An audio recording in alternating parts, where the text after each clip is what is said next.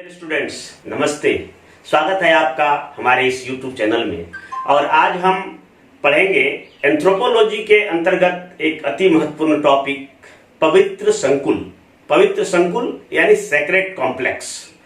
Sacred complex ही वह पहला topic है जो किसी भी भारतीय मानव शास्त्री द्वारा दिया गया पहली अवधारणा है। यानी किसी भी भारतीय मानव शास्त्री ने जो सर्वप्रथम अवधारणा दिया था भारतीय संदर्भ में, वह है पवित्र संकुल। और वह उस मानव शास्त्री का नाम है डॉक्टर एलपी विद्यार्थी, यानी ललिता प्रसाद विद्यार्थी। तो ललिता प्रसाद विद्यार्थी द्वारा दिया गया भारतीय मानव शास्त्र का यह टॉपिक पवित्र संकुल, जो कि किसी भी धर्म को संपूर्णता में समझने में, पूरा धर्म की अगर सभी विशेषताओं को, उसके सभी कारकों का, सभी अंग को अगर हम समझना चाहें, यानी होलिस्टिक वे में किसी भी रिलीजन को समझना चाहें, चाहे वो हिंदू हो, इस्लाम हो, बौद्ध हो, क्रिश्चियन हो, तो हम इस अवधारणा के तहत उसको हम समझ सकते हैं। तो यह बहुत ही महत्वपूर्ण टॉपिक है और यूपीएससी बीपीएससी के लिहाज से भी काफी महत्वपूर्ण है। कई बार इसे पूछा गया है, आगे भी पूछे जाने की संभावना है। तो आइए हम बात करेंगे पवित्र संकुल। पवित्र संकुल क्या है? तो वास्तव में किसी भी धार्मिक जो स्थल है, जो तीर्थ स्थल है या पूजा या आराधना के स्थल है, तो वहां पर कई चीजों का एक सम्मिश्रण होता है, कई चीजों का एक कॉम्प्लेक्स होता है। और यही कारण है कि उन धार्मिक केंद्रों से जो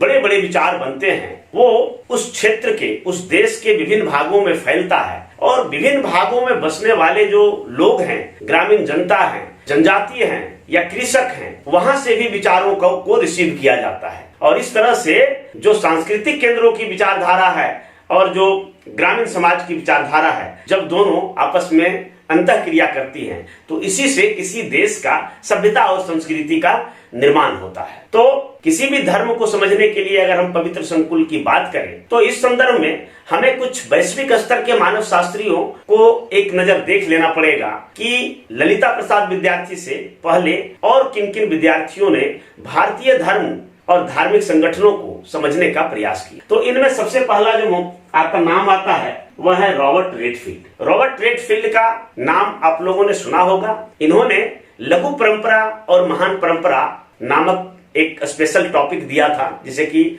मैक्सिकी समुदाय के अध्ययन पर इन्होंने अपनाया था। तो रॉबर्ट रेडफील्ड का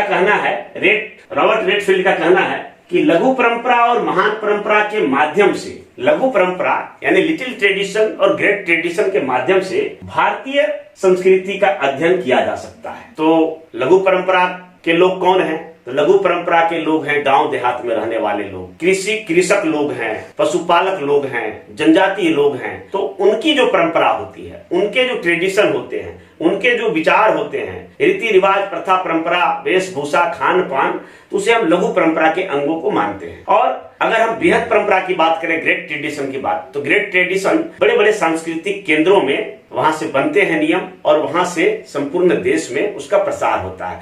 और इस तरह से जो कल्चर का ट्रांसमिशन ऑफ कल्चर, जो संस्कृति का जो प्रसार होता है, तो लघु परंपरा और महान परंपरा के बीच जो अंतःक्रिया होता है, जो इंटरेक्शन होता है, उसी से होता है। और इसके लिए रेडफील्ड कहते हैं कि धार्मिक ग्रंथ, तीर्थ स्थल और धार्मिक विशेषज्ञ है, उनके बारे में अध्ययन किया जाना चाहिए। उसी प्रकार मिल्टन सिंगर का माने तो उनका मानना है कि कोई भी देश का कल्चर, संस्कृति या सभ्यता जो है, वो सांस्कृतिक माध्यमों से आगे बढ़ती है। सांस्कृतिक माध्यमों से उसका प्रचार प्रसार होता है, सांस्कृतिक माध्यमों से उसका फैलाव होता है और सांस्कृतिक माध्यमों से उसका राष्ट्रीयकरण होता है। तो उसमें जो है ये बताते हैं कि सांस्कृतिक माध्यम क्या है, तो गीत है, संगीत है, नृत्य है, नाट्य है, त्योहार है, जो हमारे पर्व त्योहार होते हैं, विभिन्न प्रकार के सांस्कृतिक समारोह है, धार्मिक ग्रंथ है, उपदेश और प्रवचन है, या पूजा या अर्चना है। तो इन माध्यमों से ये एक प्रकार के सांस्कृतिक माध्यम है। और इन्हीं माध्यमों से जो सांस्कृतिक तथ्य हैं, जो धार्मिक तथ्य हैं, उसका संपूर्ण देश में फैलाव होता है। और इसी प्रकार मैकिन मेरियट का भी विचार है कि अगर हम संस्कृति के प्रसार की बात हम जानना चाहते हैं, धर्म को समझना चाहते हैं, तो हमें मंदिर का अध्ययन करना पड़ेगा, तीर्थ स्थल को जानना पड़ेगा, तीर्थयात्रियों के मनोभाव, उनके व्यवहार को जानना पड़ेगा, संपर्क स्थल जहां आपस में लोग मिलते हैं, उनको अध्ययन करना पड़ेगा, और प्रादेशिक विहार, जैसे बहुत सारे जो यहाँ हमारे बौद्ध विहार हैं, तो उन सबों का अध्ययन करने के बाद हमें किसी भी देश की धर्म, धार्मिक व्यवस्था, उस देश की संस्कृति को समझने में मौका मिलेगा। तो ये रॉबर्ट रेडफील्ड, मिल्टन सिंगर और मैक्की मेरियट ने जो विचारधारा दिया था, इन विचारों को समाहित करते हुए और इन विचारों से थोड़ा सा असहमत होते हुए भारतीय मानव शास्त्र के दृष्टिकोण से भारतीयता के संदर्भ में किसी भारतीय मानव शास्त्री द्वारा यानी डॉक्टर एलपी विद्यार्थी द्वारा दिया गया पहली अवधारणा है। और इस तरह से इस अवधारणा के माध्यम से, पवित्र संकुल की अवधारणा के माध्यम से डॉक्टर एलपी विद्यार्थी ने मानव शास्त्र का भारतीयकरण करने का पहला प्रयास किया। तो आइए चलते हैं पवित्र संकुल। तो डॉक्टर एलपी विद्यार्थी ने सबसे पहले इस अवधारणा का जो प्रतिपादन किया था, तो गया शहर के अध्ययन में डॉक्टर एलपी विद्यार्थी ने एक पुस्तक लिखा था 1961 में, और उसका नाम था the sacred complex of Hindu Gaya. The sacred complex of Hindu Gaya में जो अध्ययन किया गया शहर का, जो यहाँ की पिंडदान करने के लिए आते हैं, अपने पूर्वजों का पिंडदान करने के लिए आते हैं, तो उसके अध्ययन में ही ये पवित्र संकुल की अवधारणा का प्रतिपादन किया। तो इस अवधारणा के जो 3 महत्वपूर्ण अंग है, जो कॉम्प्लेक्स है, वह 3 चीजों से मिलकर बना है।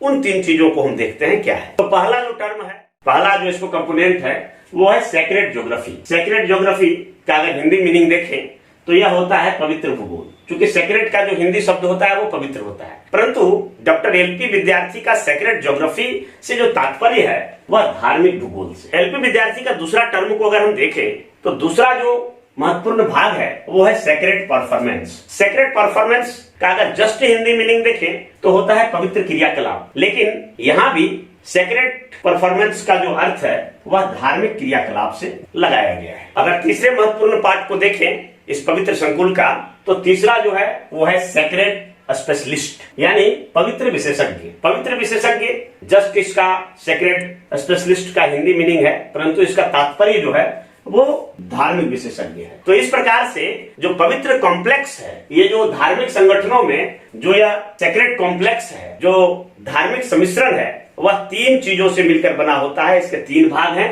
वो पहला है सेक्रेड ज्योग्राफी, दूसरा है सेक्रेड परफॉर्मेंस और तीसरा है सेक्रेड स्पेशलिस्ट। और इन्हीं तीनों के बीच जो अंतःक्रिया होता है और यहीं से निकलकर किसी भी धर्म की जो संरचना होती है वो निकल कर आती है। तो इस तरह से किसी भी धर्म को समझने के लिए ये 3 चीजें काफी जरूरी होता है और किसी भी धर्म में इन 3 चीजों का होना बहुत ही आवश्यक है। धर्म के क्षेत्र में अगर हम देखें तो जो भौगोलिक क्षेत्र है उनका बहुत ही महत्व होता है, और चूंकि जो भी भौगोलिक क्षेत्र हैं वो धर्म को प्रभावित करते हैं। क्योंकि अगर हम भारत की बात करें तो तमाम तरह की जो नदियां हैं, गंगा, जमुना, गंडक, कोसी, सरस्वती, क्षिप्रा, ये सब जो नदी है, तो नदियों के जो क्षेत्र होते हैं तो उन्हें पवित्र क्षेत्र की संज्ञा दी जाती है। मात्र नदी में स्नान करने से ही सारे पाप धुल जाते हैं। इसी प्रकार अगर जनजातियों की संस्कृति को देखें तो जनजातियों का जो धार्मिक स्थल होता है वो नदी, तालाब, झरना, पहाड़, वृक्षों का झुंड या फिर बड़े बड़े शिलाखंडों के नजदीक होता है। उनके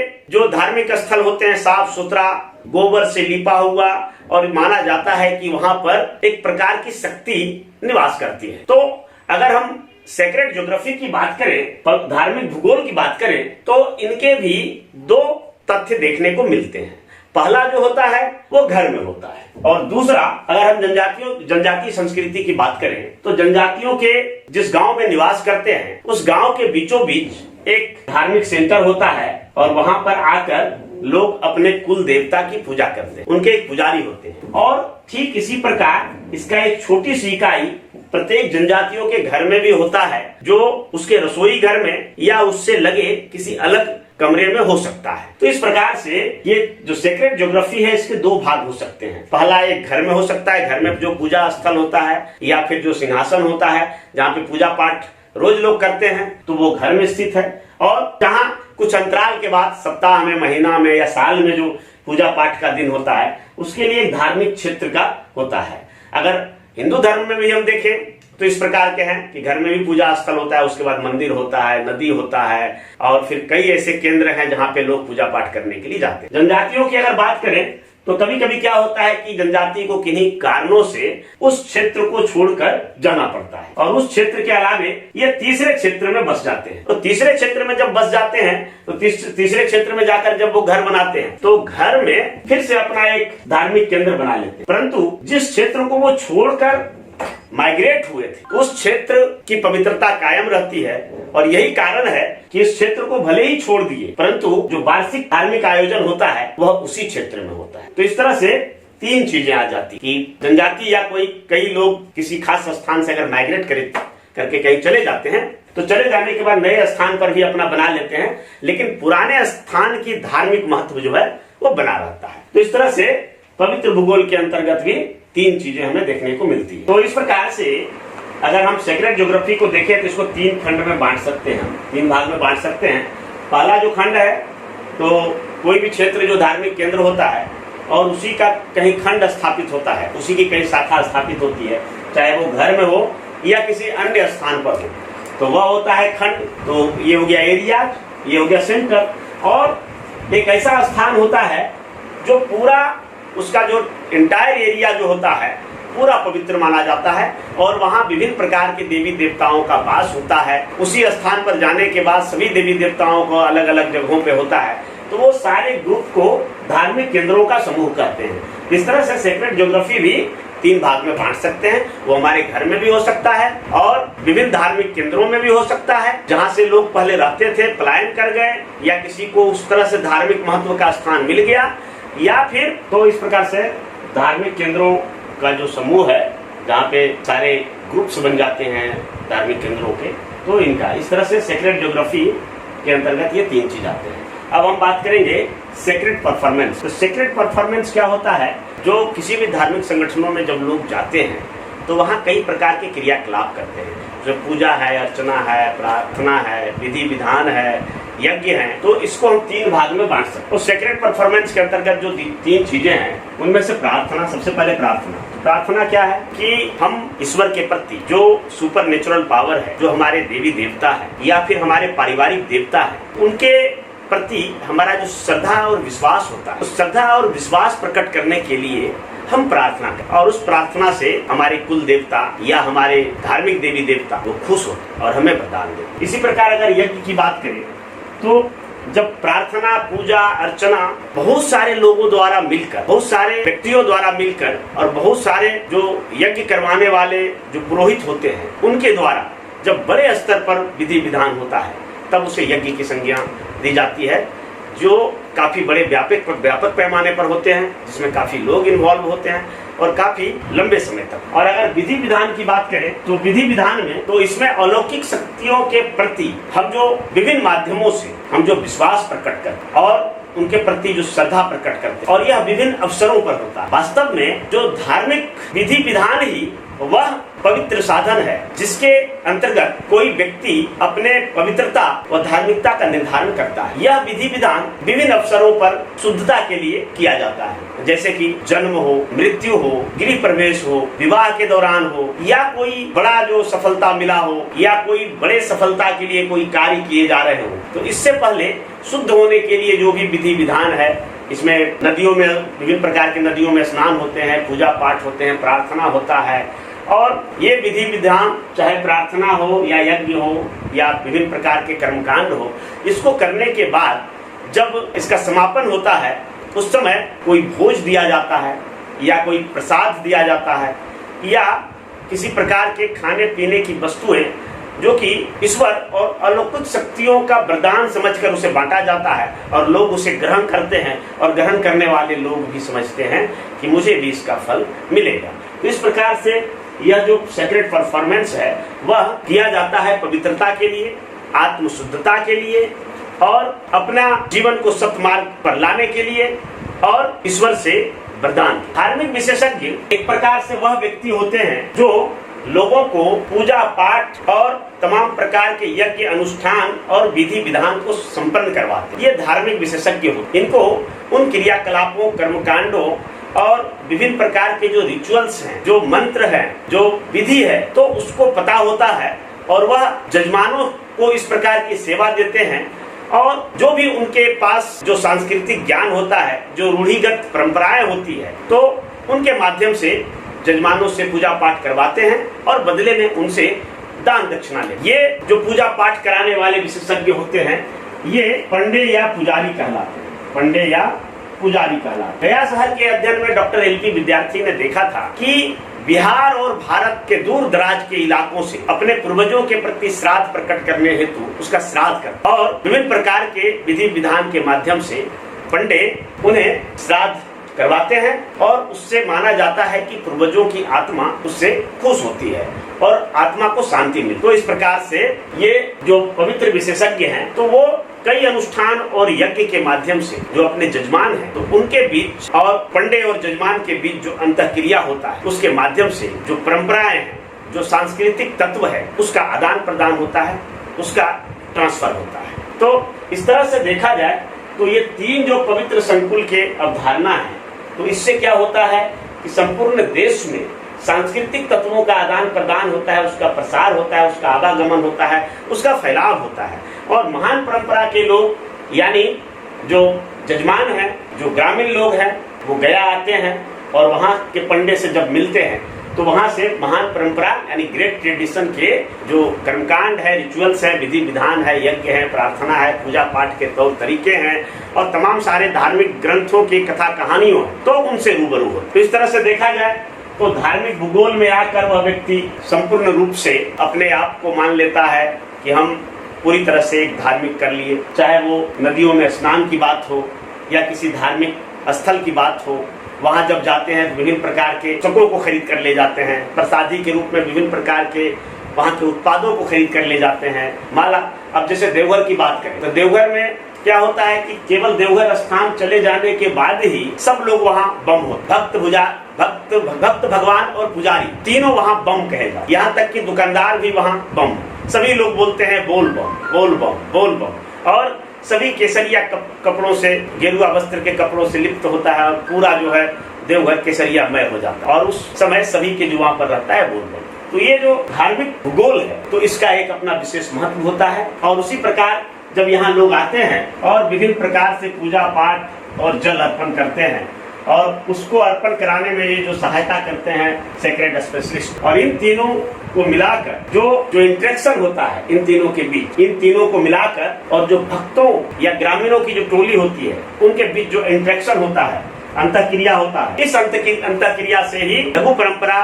और महान परंपरा के बीच विचारों का आदान प्रदान होता है, जिससे किसी भी देश यानी भारत देश की बात करें तो भारत देश की सभ्यता और संस्कृति का निर्माण होता है। इस तरह से संस्कृति का प्रसार। इस प्रकार से पवित्र संकुल के माध्यम से भारत के तमाम सारे धार्मिक स्थलों, गया, देवघर, काशी, प्रयाग, हरिद्वार, उज्जैन, तिरुपति, इन सब स्थलों का अध्ययन किया जा सकता है और भारतीय धर्म को, हिंदू धर्म को, मुस्लिम धर्म को, ईसाई धर्म को संपूर्णता में समझा जा सकता। डॉक्टर एलपी विद्यार्थी का इस अवधारणा का महत्व इस बात में निहित है कि बाद के भी कई मानव शास्त्रियों ने इनके इस कंसेप्ट का, इस अवधारणा का प्रयोग अपने अध्ययनों में किया, जिसको कि हम एक नजर इस प्रकार से देख सकते। तो 1962 में जो अध्ययन किया गया, इसमें विस्तृत नोट्स हम डिस्क्रिप्शन लिंक में भी डाल देंगे और पर्सनली भी प्राप्त कर सकते हैं, उसमें खूब बढ़िया से जिक्र रहेगा।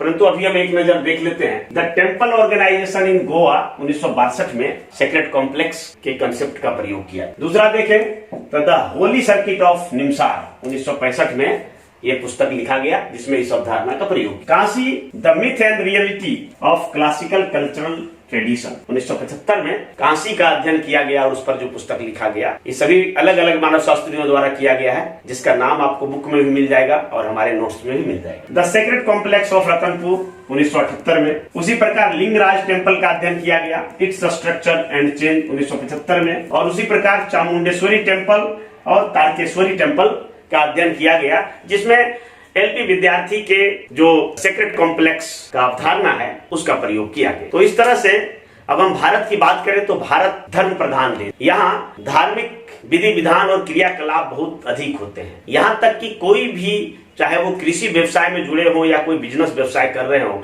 या किसी भी पेशा में हो, अपने कार्यों की शुरुआत वह पूजा पाठ और विधि विधान के साथ करते हैं। और जब उसे किसी प्रकार की सफलता प्राप्त होती है, जब खेतों में अत्यधिक उपज होती है, तब भी वो अपने अलौकिक शक्तियों को धन्यवाद करने के लिए, उनके प्रति श्रद्धा और विश्वास प्रकट करने के लिए, उनसे वरदान मांगने के लिए तमाम प्रकार के जो धार्मिक क्रियाकलापों का आयोजन किया जाता है। तो उस अवधारणा को, अगर किसी धर्म को हम संपूर्णता में समझना चाहें, तो डॉक्टर एलपी विद्यार्थी का यह कंसेप्ट, जो किसी भारतीय मानव शास्त्री द्वारा दिया गया पहली अवधारणा थी, तो उसका हम बेहतर तरीके से उपयोग करके हम उसको समझ सकते। तो ये था पवित्र संकुल, जिसको कि गया शहर के अध्ययन में इसे दिया गया था। इसका आप स्टडी करेंगे, पुस्तक में पढ़ेंगे, हमारे नोट्स में पढ़ेंगे और खूब अच्छी तरीके से इसको एक बार समझ में आ जाएगा, तो फिर यूपीएससी बीपीएससी के एग्जाम में आप बेहतर ढंग से इसे लिख पाएंगे। तो इसी के साथ धन्यवाद।